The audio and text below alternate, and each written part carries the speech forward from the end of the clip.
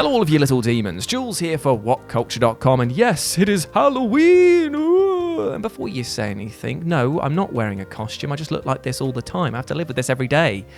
Rude. Besides the point, it's Halloween. This year, it's going to suck a little bit because thanks to the whole thing that's going on with the global pandemic, you can't really go out and do much trick-or-treating, so why not treat yourself by staying in and watching a good horror movie? But the question is, which horror movie are you going to watch? There's hundreds, if not thousands out there for you to choose from. Well, why not get a little bit meta and choose a horror movie that's set on Halloween itself? Oh, Jules, you sly, salty dog, I know. So let's get cracking. As I'm Jules, this is WhatCulture.com, and these are the 10 best movies set on Halloween night. Ooh, I should have called myself Ghouls. That was obvious. Number 10, 31. So let's kick this list off with a good old Rob Zombie flick, the man who is personally responsible for basically tying Halloween into everything that he's ever done. His work, while not necessarily being Oscar-worthy material, especially when it comes to the actual Halloween franchise, is high-octane, blood-soaked, Americana gone hideously wrong kind of stuff. And 31 is a brutal movie. A group of carnival workers, Charlie, Venus, Panda, Levon, and Roscoe, travel cross-country on Halloween 1976 when they are attacked by a mob and taken to an abandoned building populated by 3 weirdos wearing aristocratic clothes, powdered wigs, and makeup. There, the performers are forced to play a deadly game known as 31. I'm not entirely sure why it's called that, seeing as it only lasts 12 hours, but they still have to contend with murderous clowns, tons of gore, and deadly, deadly traps. Now, as Phil Hode from The Guardian puts it, 31 is a cinematic Jaeger bomb. It's definitely not good for you, but it gets the job done. So yeah, what better way to kick things off than with a shot to the face. Number 9, The Crow. Now, surely everybody knows about The Crow by now, right? I mean, if nothing else, you'll know about Brandon Lee's tragic death while shooting the very film. But if not, it is a story about 2 lovers who are set to be married on Halloween, but unfortunately, thanks to a horrible gang, are torn apart. Eric is killed, and Shelley, his bride-to-be, is raped and left for dead. But death has other plans for Eric, and exactly 1 year later he rises from his grave led by a mysterious crow that grants him invincibility. Top Dollar, a figure of organised crime in the city, wants this power for himself, and before long the two go head-to-head in a battle for justice, true love, and the very soul of the city. The Crow is at once really brutally violent, but also quite touching and emotional, and its monochromatic style means that it is instantly iconic. So what better time than now than to watch what effectively is an Edgar Allan Poe story come to life? Hell yeah. Number 8, Donnie Darko. Now 2 lines will always sum up Donnie Darko for me, and that is, why are you wearing that stupid bunny suit? Why are you wearing that stupid man suit?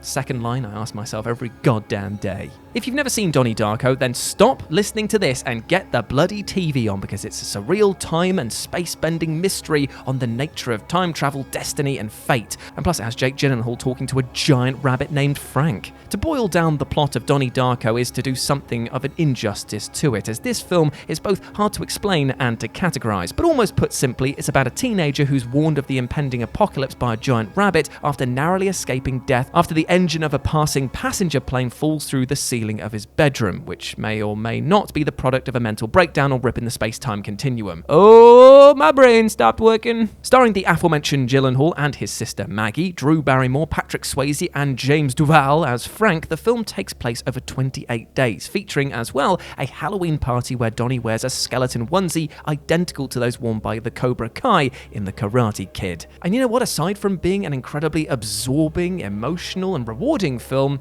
it's also got just one hell of a soundtrack, so if nothing else, just pop it on. Just pop it on and listen to it. Number 7, Scary Stories to Tell in the Dark. Did Stephen King write this? No, he didn't. It's got all of his hallmarks in. It's got a group of bullied kids, loads of misfits, grouping together before they get cast away and go their separate journeys, and also spooky, spooky ghosts. Some of which are a bit rubbish.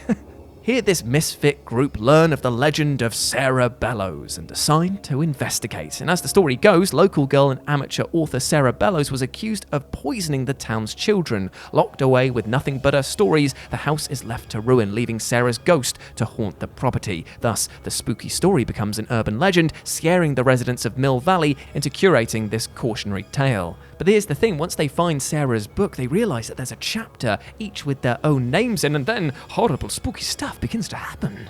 Ranging from reanimated scarecrows to ghosts who search the earth for their missing toes, this film is really just like a compilation of scares in the style of short stories. Plus it's got the producing chops of Guillermo del Toro, and of course that means that everything just looks so utterly fantastic. Stick it on now. Number 6, House of a Thousand Corpses. Now it might sound like I'm about to slag off Rob Zombie a bit, but I'm really not. I'm just going to say that this man wears his inspirations pretty clearly on his blood-soaked sleeves, and in this case, House of a Thousand Corpses is, well, his version of the Texas Chainsaw Massacre, but with even more gore. Nice. On the night before Halloween, 4 kids researching a book on offbeat attractions and crazy that you see when driving across the country arrive at Captain Spaulding's Museum of Monsters and Madmen. Once there, they're introduced to the Firefly family, a collection of colourful psychopaths led by Otis and the Harley Quinn-esque baby who promptly holds them captive and subjects them to a night of torture and murder. The next day, which also happens to be Halloween, the cops send out a search party while continuing their search for a group of missing cheerleaders who are also victims of the Devil's Rejects, as they would become known in the Rob Zombie sequel. Now what makes this film so good is that Rob Zombie's got this brilliant way of tapping into this very uncomfortable level of Americana. It's like he always presents things in such a way that you would genuinely believe that in some backwater and very remote parts of the USA that there might actually be communities like this, and that is the most terrifying thing of all. Number 5, Tales of Halloween.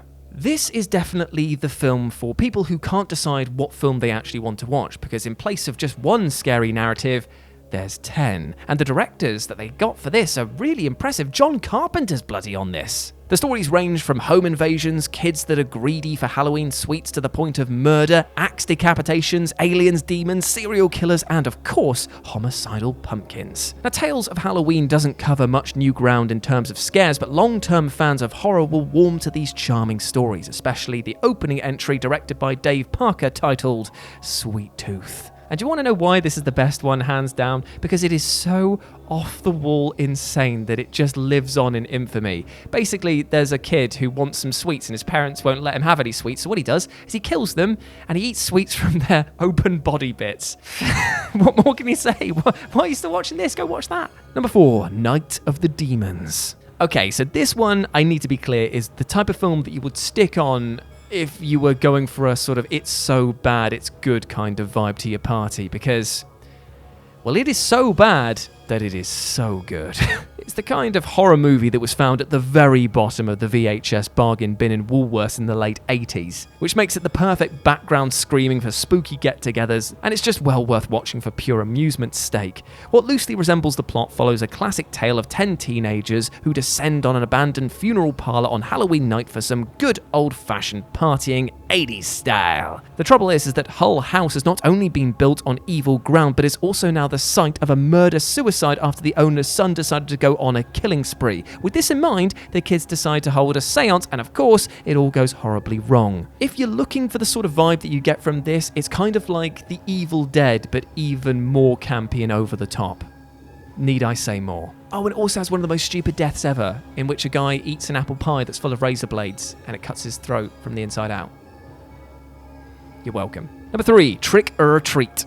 Right, so I've detailed some anthology horror films so far, but this is easily the best of the best. Trick or Treat is just a joy from start to finish. So well produced, so well acted, and still retaining that ridiculous over-the-top insanity that it just makes every single short story worth watching. Now, the main narrative, if there is one, revolves around Sam, a masked trick-or-treater who we all assume is a child. He's not, but I'm not going to spoil as to what he is, and this frames the larger plot. What we get then is 5 interconnected tales from the dark side that involve a high school principal turned serial killer, a couple who seriously regret blowing out the candles in their pumpkins, a college virgin who is not as innocent as she seems, and a school prank that goes badly wrong. If gothic horror is the Brits' go-to for scares, then urban terror is surely the invention of America, and Trick or Treat, much like the early Carpenter flicks, has this in spades. Number 2, Lady in White.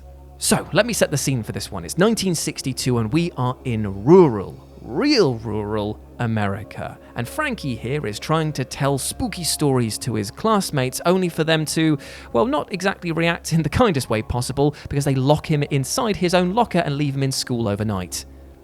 Cheers. While imprisoned, Frankie sees the ghost of a little girl, leading Frankie to further investigate her murder and the deaths of 11 other local children at the hands of a serial killer. Like all good ghost stories, there's a mystery to uncover and a restless spirit to be avenged before he becomes the next victim. And of course, this all happens around Halloween. Based on the Lady in White legend from Durand Eastman Park in Rochester, New York State, USA, what makes this so great is that they've chosen just a generic enough story that there are actually tons of urban legends all around the world that actually fit this very, very well.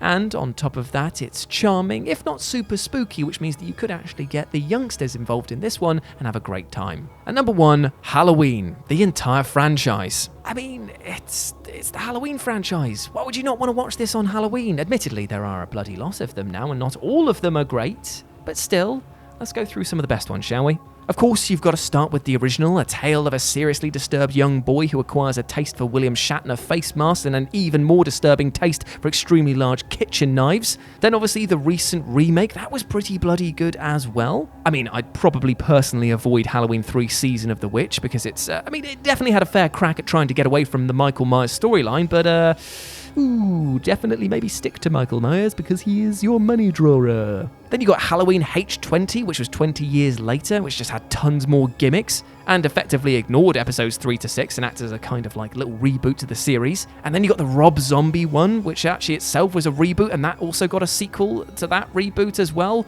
Oh, my brain again. So there you go, you've got a lot of Halloween franchise movies set on Halloween to watch. On Halloween, it's so very, very meta indeed. But you cannot go wrong with any of these. I mean, some of them, even when they are really ridiculously over the top and cheesy, they're still going to be fun to watch with mates gathered around, or in this case, maybe online, shared in a Zoom call. That's the scariest thing of all, really, isn't it? And there we go, those were the 10 best movies set on Halloween night. I hope that you enjoyed that, my friends, and please let me know all of your other choices down below because I'd love to see your version of this list as well. If you want to chat to me further, you can do so over on Twitter at RetroJ, or you can swing by Live and Let's Dice. It's my personal gaming channel where I stream every single Wednesday and Sunday. It would be great to see you over there. But before I go, my friends, I just want to say one thing. Even though the nights are getting dark and spooky and there's ghosts and ghouls out on the streets, you should be kind to yourself. Treat yourself with goddamn love and respect because you bloody well deserve it, my friends. You deserve love, happiness, and success. We all do as human beings. Go out there with love in your heart instead of hate. And things will be a lot less scary if we do that. Anyway, as always, I've been Jules. You have been awesome. Never forget that. And I'll speak to you soon. Peace out.